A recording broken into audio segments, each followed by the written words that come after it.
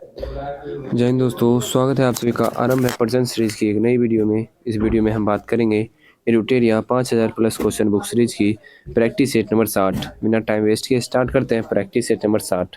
Practice set number 60 का question number 1 है, किसी बिलियन में हाइड्रोजन आयन सांद्रता मापने का पैमाना क्या है। तो किसी बिलियन में जो हाइड्रोजन आयन का सांद्रता होता है उसे मापने का पैमाना क्या है बताइए।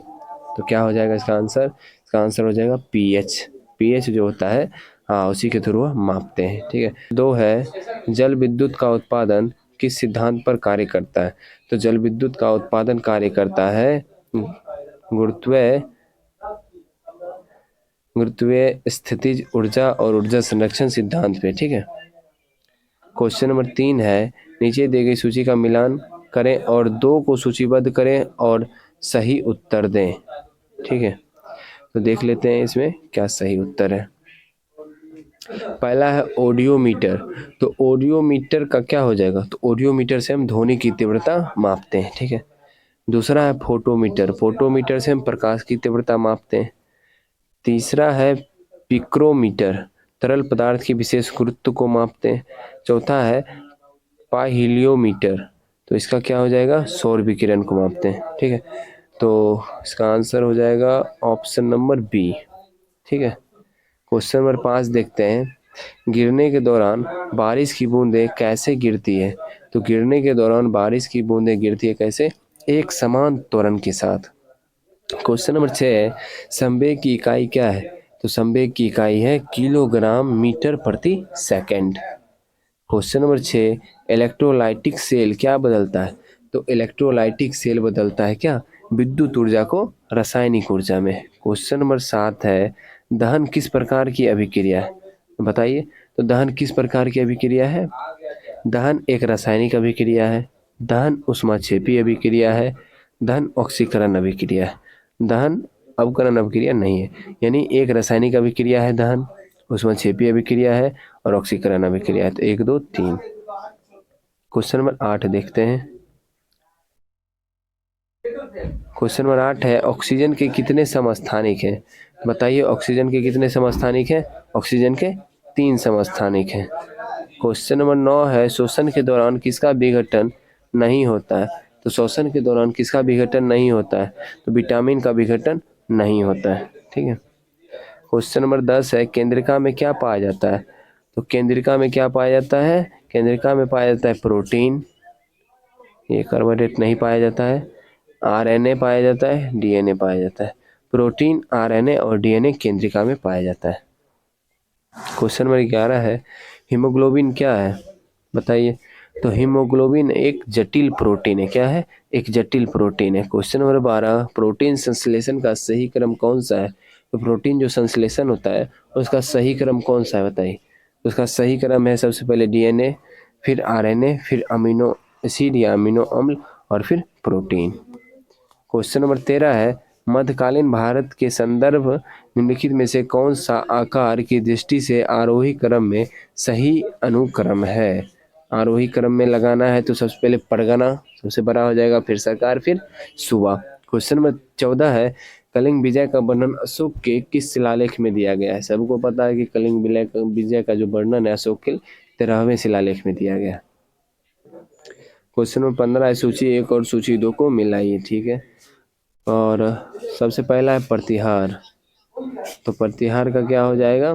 कन्नौज। दूसरा है चोल, चोल का हो जाएगा तंजौर। तीसरा है परमार, परमार का हो जाएगा धारा। ठीक है। चौथा है सोलंकी का अनिल्य वार। तो इसका आंसर हो जाएगा ऑप्शन नंबर डी। ठीक है। क्वेश्चन नंबर 16 है, अरबों द्वारा सिंध विजय की जानकारी मिलती है किस बुक से। अरब जो सिंध विजय किए थे उसकी जानकारी किस किताब से मिलती है बताइए। तो उसकी जानकारी मिलती है चचनामा से। क्वेश्चन नंबर 17 है, इंपेरियल गजेटियर और संकलनकर्ता कौन थे। इंपेरियल गजेटियर के संकलनकर्ता कौन थे बताइए। तो इसके संकलनकर्ता थे विलियम विल्सन हंटर। कौन थे? William Wilson Hunter. Question number 18 है, जहांगीर महल स्थित है कहाँ पे? तो जहांगीर महल स्थित है आगरा में। क्वेश्चन नंबर 19, किस मुगल शासक ने तंबाकू के प्रयोग पर प्रतिबंध लगाया था? कौन से ऐसे मुगल शासक थे जो तंबाकू के प्रयोग पर प्रतिबंध लगा दिए थे? तो वो थे जहांगीर। और जहांगीर महल कहाँ है? तो आगरा में। ठीक है, अब आ जाइए क्वेश्चन नंबर 20, शिवाजी के शासन में सुमंत पद संबंधित था किससे? तो शिवाजी के शासन में सुमंत पद संबंधित था किस चीज से? संबंधित था विदेश मंत्री से। क्वेश्चन नंबर 21 है, निम्न में से किसे भारतीय राष्ट्रवाद का उत्प्रेरक कहा जाता है? तो बताइए, किसे भारतीय राष्ट्रवाद का उत्प्रेरक कहा जाता है? लॉर्ड कर्जन को। क्वेश्चन नंबर 22 है, इंडियन सोशल रिफॉर्मर पत्र के संपादक थे कौन? इंडियन सोशल रिफॉर्मर पत्र के संपादक कौन थे? तो इसके संपादक थे के.एन. नटराजन। क्वेश्चन नंबर 23 है, देशी रियासतों के प्रति अधीनस्थ पार्थक्य की नीति किस वायसराय ने अपनाई थी? कौन से वायसराय? लॉर्ड हेस्टिंग ने। क्वेश्चन नंबर 24 है, इंडियन रिपब्लिकन आर्मी की स्थापना निम्न में से किसने की थी? तो इंडियन रिपब्लिकन आर्मी की स्थापना किए थे मास्टर सूर्यसेन। कौन? Master Suryasen. Question number 25, Rowlatt Act पारित होने के समय भारत के वायसराय निम्नलिखित में से कौन थे? तो रोलेक्ट एक्ट पारित होने के समय भारत के वायसराय कौन थे? बताइए। रोलेक्ट एक्ट कब पारित हुआ था? तो 1919 में। तो इस समय वायसराय कौन थे? तो इस समय वायसराय थे लॉर्ड चेम्सफोर्ड। क्वेश्चन नंबर 26, अरुंडले समिति का संबंध निम्न में से किससे था? तो अरुंडले समिति का संबंध था राजनीतिक सुधार से। क्वेश्चन नंबर 27, वर्ष 1946 में रॉयल इंडियन नेवी के नाविकों ने विद्रोह किया था। तो कहाँ पे विद्रोह किया था? वर्ष 1946 में रॉयल इंडियन नेवी के नाविकों ने विद्रोह किया था। कहाँ पे? तो इन्होंने विद्रोह किया था बम्बई में।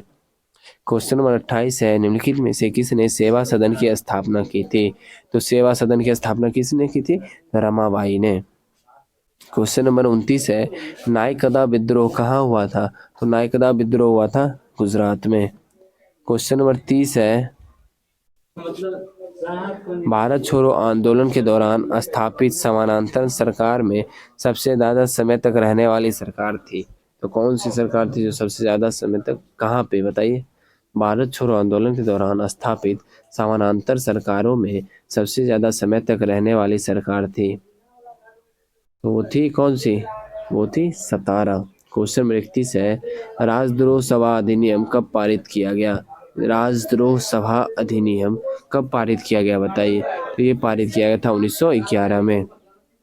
क्वेश्चन नंबर 32 है, 20 वर्ष तक रियासतों तथा दुखों को दूर करने के असफल संघर्ष करने के बाद इन्हें रोटी के बदले पत्थर ही प्राप्त हुए। उदारवादियों के संदर्भ में यह वक्तव्य किनके द्वारा दिया गया था? बताइए। तो यह वक्तव्य दिया गया था किनके द्वारा?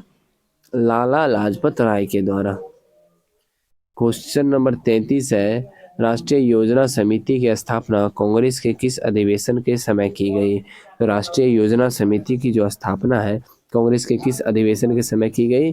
जो हरिपुरा अधिवेशन 1938 में हुआ था उसी समय में की गई थी राष्ट्रीय योजना समिति की स्थापना।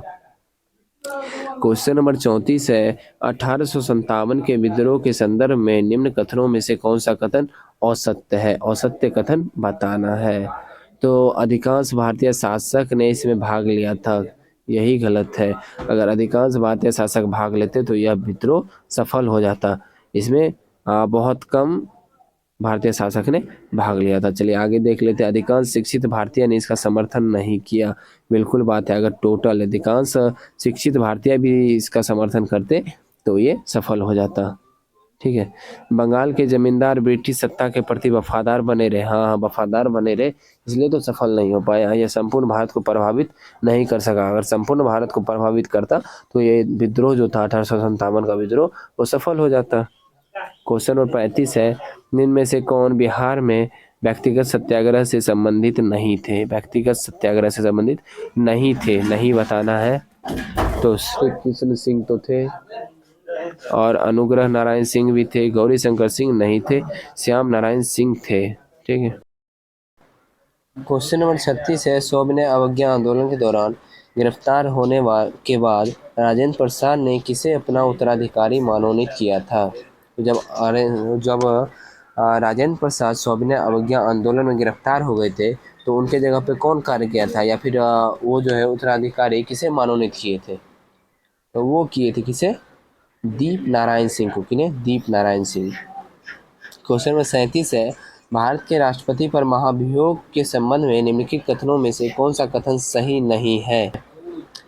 कौन सा कथन सही नहीं है? पढ़ते हैं, केवल संविधान के अतिक्रमण पर ही महाभियोग का प्रस्ताव लाया जा सकता है। बिल्कुल सही है। संविधान ने संविधान का अतिक्रमण को परिभाषित नहीं किया। हाँ, कहीं पे भी संविधान के अतिक्रमण को परिभाषित नहीं किया गया है। राष्ट्रपति को महाभियोग प्रस्ताव पारित करने से एक माह पूर्व लिखित सूचना देना आवश्यक है। बिल्कुल सही है। नामांकित सदस्य महाभियोग की प्रक्रिया में शामिल नहीं होते, ये गलत है, शामिल होते हैं। क्वेश्चन 39 है, निम्नलिखित में से कौन सा युग्म सुमेलित नहीं है? सुमेलित नहीं पूछ रहा है। तो सबसे पहला विधि द्वारा स्थापित प्रक्रिया कहाँ से ली गई? ब्रिटेन से। ये गलत है, तो ये बताइएगा आप कमेंट में कि विधि द्वारा स्थापित प्रक्रिया किस देश से ली गई। दूसरा है, राज्यसभा सदस्यों का निर्वाचन दक्षिण अफ्रीका से। सही है। द्विसदनवाद यूएसए से। ये भी गलत है। ये कहाँ से ली गई है, आप मुझे कमेंट में बताइएगा।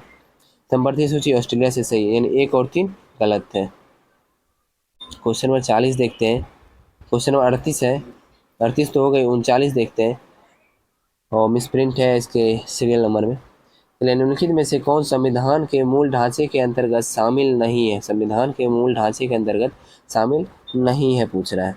तो सबसे पहला न्यायिक सर्वोच्चता, ये जो है शामिल नहीं है। संघवाद, व्यक्ति की स्वतंत्रता एवं गरिमा, न्याय तक प्रभावी पहुंच, ये शामिल है। क्वेश्चन नंबर 40 है, निम्नलिखित में से किसने वेतन एवं भत्ते भारत के संचित निधि पर भारतीय व्यय में शामिल है? बताइए। तो ये है नियंत्रक एवं महालेखा परीक्षक। क्वेश्चन 41 है, उच्चतम न्यायालय की पुनरावलोकन शक्ति का वर्णन निम्नलिखित में से किस अनुच्छेद में है? उच्चतम न्यायालय का जो पुनरावलोकन शक्ति है वो किस अनुच्छेद में वर्णित है? तो वह वर्णित है अनुच्छेद 137 में। क्वेश्चन नंबर 42, लोकसभा चुनाव के दौरान चुनाव प्रचार समाप्त हो जाते हैं कब? तो चुनाव प्रचार समाप्त हो जाते हैं मतदान समाप्त होने के 48 घंटे पूर्व। क्वेश्चन नंबर 43 है, निम्नलिखित में से संविधान के कौन से अनुच्छेद में राष्ट्रीय पिछड़ा वर्ग आयोग का उल्लेख है? संविधान के कौन से अनुच्छेद में, बताइए। तो यह है अनुच्छेद 338 के बी में। क्वेश्चन नंबर 44, निम्नलिखित में से कौन सा विदेशी प्रत्यक्ष निवेश में शामिल नहीं होगा? कौन सा विदेशी प्रत्यक्ष निवेश में शामिल नहीं होगा? कौन सा है?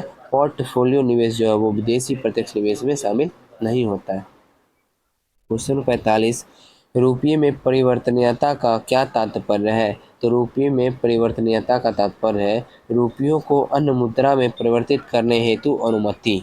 ठीक है। क्वेश्चन नंबर 46 देखते हैं, कुंडनकुलम परियोजना किस राज्य में स्थित है? तो कुंडनकुलम परियोजना स्थित है किस राज्य में? तमिलनाडु में। क्वेश्चन नंबर 47 है, निम्नलिखित में से किस समिति का संबंध मुद्रा आपूर्ति की अवधारणा में परिवर्तन से है? तो कौन सी समिति थी? यह है वाई.वी. रेड्डी समिति। क्वेश्चन नंबर 48, पेरियार अभ्यारण्य निम्नलिखित में से किसके लिए प्रसिद्ध है? पेरियार जो अभ्यारण्य है वो किसके लिए प्रसिद्ध है, बताइए। ये प्रसिद्ध है बाघों के लिए। क्वेश्चन नंबर 49 है, भारत में निम्न में से कौन सा नवीकरणीय ऊर्जा स्रोत सर्वाधिक संभाव्यता वाला है? बताइए। तो कौन सा है? यह सौर शक्ति। क्वेश्चन नंबर 50 है जो कि इस सेट का लास्ट क्वेश्चन है, ऊर्जा संकट से क्या तात्पर्य है? तो ऊर्जा संकट से तात्पर्य है कोयला तथा पेट्रोल जैसी जीवाश्म ईंधन के समाप्त होने का खतरा। ये जो है ऊर्जा संकट इसे कहते हैं। ठीक है, कोयला तथा जो पेट्रोल है उसके जीवाश्म ईंधन समाप्त होने की खतरा जो है ऊर्जा संकट कहलाती है। कुछ इंपॉर्टेंट पॉइंट है उसे भी देख लेते हैं। भारतीय संविधान की प्रस्तावना को संविधान की कुंजी किसने कहा था? तो के.एम. मुंशी ने कहा था। प्रस्तावना जो है उसे संविधान की कुंजी कहा था। किस वाद ने प्रस्तावना को संविधान का भाग नहीं माना? तो बेरुवारी जो केस थी वो संविधान का भाग प्रस्तावना को नहीं माना। सॉरी। चलिए नेक्स्ट पॉइंट है, किस वाद में प्रस्तावना को संविधान का भाग माना है? तो केशवानंद भारती वाद जो है उसने प्रस्तावना को संविधान का भाग माना है। नेक्स्ट पॉइंट है, 42वें संविधान संशोधन अधिनियम 1976 के द्वारा प्रस्तावना में जोड़े गए शब्द हैं समाजवादी, पंथनिरपेक्ष और अखंडता। संविधान के प्रस्तावना में कितने प्रकार का न्याय एवं स्वतंत्रता का उल्लेख किया गया है? तो 3 एवं 5 प्रकार का। 3 प्रकार का न्याय और 5 प्रकार की स्वतंत्रता। कौन कौन सा न्याय है बताइए। सामाजिक, आर्थिक और राजनीतिक न्याय। और कौन कौन सी स्वतंत्रता है ये आप मुझे कमेंट में लिख के बताइएगा। चलिए आज का सेट यहीं समाप्त हो गया। आशा करता हूँ सेट अच्छा लगा होगा। सेट अच्छा लगा है तो सेट को लाइक कर दीजिएगा। चैनल पे नया है चैनल को सब्सक्राइब कर लीजिएगा। मिलते हैं अगली वीडियो में। जय हिंद।